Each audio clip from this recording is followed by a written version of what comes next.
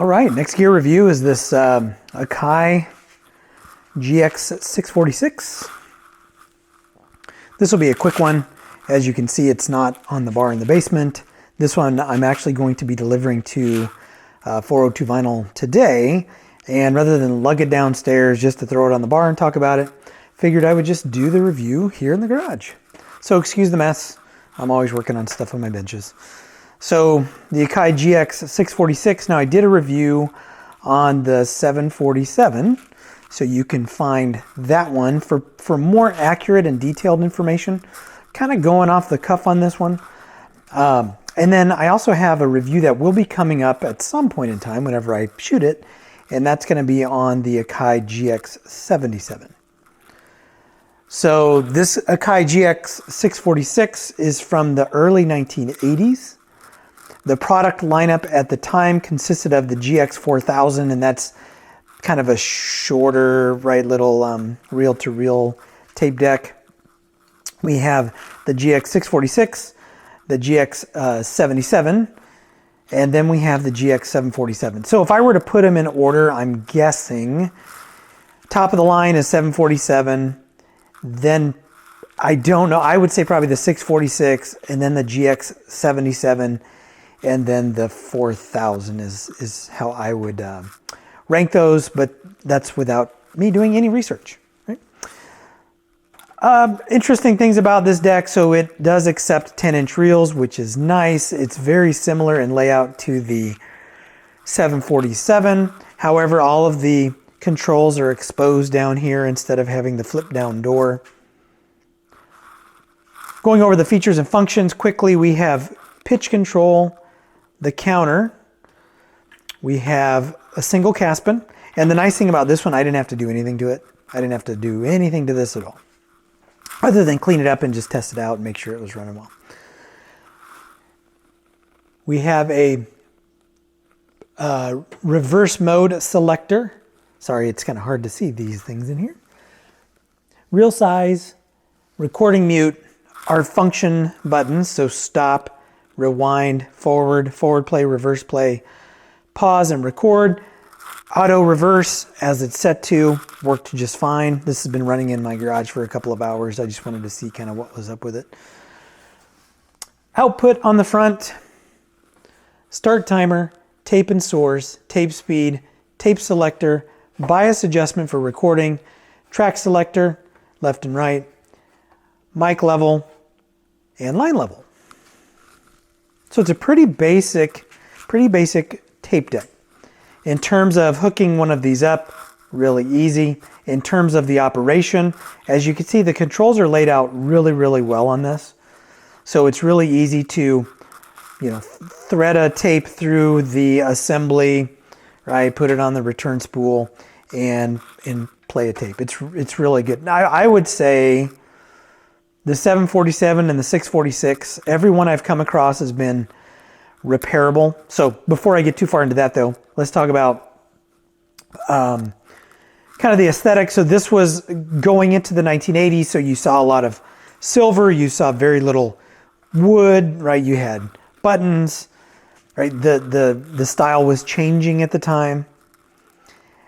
In terms of serviceability on these, as I just mentioned, I've been able to repair every one that's come across my bench. They're pretty easy to work on. The heads have all been in good shape on all the ones that I've worked on, and I think I'm on like maybe 4 or 5 GX 646/747s. Things to look out for on this. Number one, do you have the 10-inch adapters for it? Because those can be expensive if you want to get Akai 10-inch adapters. This comes with the cover, and I'll put a picture out of the cover. They normally run about 150 bucks. This did not come with the cover, right? At least when we got it, it did not have the cover. But it's common to find these with the cover. And typically the covers were probably not used. They kind of look like a heart. Well, you saw the image. I don't know that it's a real good look for this, but it is what it is. They had optional remote control, so you had a wired or wireless remote control. This one came with the wireless remote control, but none of the hardware to actually make it work. So I've got the control, but I don't have any of the, I don't have the receiver part. These things will sell for like 650 bucks if you have both the control and the receiver. I'm going to confirm operation. This doesn't have batteries, but everything I've seen, there's a little DIN connector on the back, and then the receiver plugs into the DIN connector. So the receiver is wired into the tape deck, and this just talks to the receiver. Meters are a big thing if you're looking for one, right? Make sure the meters are illuminated. Hopefully there's an image of them working. Make sure all of these lights are illuminated. I don't know how difficult those are to replace, but you don't want to assume they're going to be really easy to replace. Let's see, the condition of the veneer, the condition of the tape deck overall, right? This is going to be a completeness, and really the overall condition are the things to look out for here. In terms of serviceability, like I mentioned, all the ones that I've worked on were pretty easy. I can't think of any gotchas on these. You know, the big thing on any tape deck is going to be, right, the pinch roller and how easily that moves up and down. Typically the grease they use will harden on those and they'll get stuck, they'll get frozen. So it's very common to have to go in and clean those off with some rubbing alcohol and re-lube that with some lithium grease or something to that effect. You know, cleaning pots on these, pitch control, mic, line, output especially. I don't know how easy they are to get to on these. I didn't open this one up because there's no scratchiness to the pots. I don't recall it being very difficult to get to those, but don't quote me on that because it's been a minute since I've worked on one of these. But to my knowledge and based on my limited experience, they're not as beastly to work on as some other tape decks. Now, I might be misremembering though, because now that I think about it, I want to say in my 747 video, these are kind of looked down upon because beyond basic service type items, I think repairing these is kind of a pain in the butt. Now that I think about it. So serviceability, basic service things, at least my experience, they haven't been difficult, but I've not had to go in and do a deep dive and repair one. You might want to watch the 747 video just to make sure that what I'm saying is accurate. Because again, this is kind of off the cuff this morning. I'm going on serviceability for basic service things, not repairability, if that makes any sense. If you're looking to pick one of these up, what might you expect to pay? You know, I never really tell you when I price these, but if you look at the date it was released, I'm within 6 to 12 months because I typically have like a year's worth of content in the queue. So as of, and I'm going to date this one, as of October 1st, 2024, you know, you have the crazy eBay prices, $1,700, $1,800, $1,900, maybe even more than that. When you look, I think those prices are not warranted on a 646 or a 747, to be completely honest with you. I think one of these in good condition, maybe it has been serviced, maybe beyond what I would do, like it's been scoped and adjusted and everything's been re-lubed, and you know, you have maybe a box and the manual and you have the cover and maybe you have the wired remote or the wireless remote. $1,200 or more with a wireless remote. I could see maybe a little bit more than $1,200. But I certainly would not pay, you know, the $1,800, $1,900 for one of these unless you really just want one. And that's what you're willing to pay. The weird thing about these is on eBay, there aren't a lot of sales, so not a lot of data to go by. I'm kind of going by memory on how we've priced these in the past. So one like this, in good condition, you know, doesn't have the cover. This will probably go out at about $900, maybe $800. I've got to do a little bit closer inspection of it. So what I'm getting at is museum piece. You know, it's like you pulled it right out of the box after you bought it brand new, $1,200 or more. One like this, really, this is super clean. Sorry, super clean. It just doesn't have the cover, but there are no scratches. There are no gouges in the wood or the veneer. $850, $900. I'm guessing if you were to try to find one to repair on your own, like a parts unit, you know, I would say $400, $500. I would never pay that for one of these. But you know, I always look at especially tape decks with the local market in mind. So for example, if this, you know, comes in, and this was bought as part of a package, right? And you always there's always a huge risk on tape decks because we don't always test them before we buy them.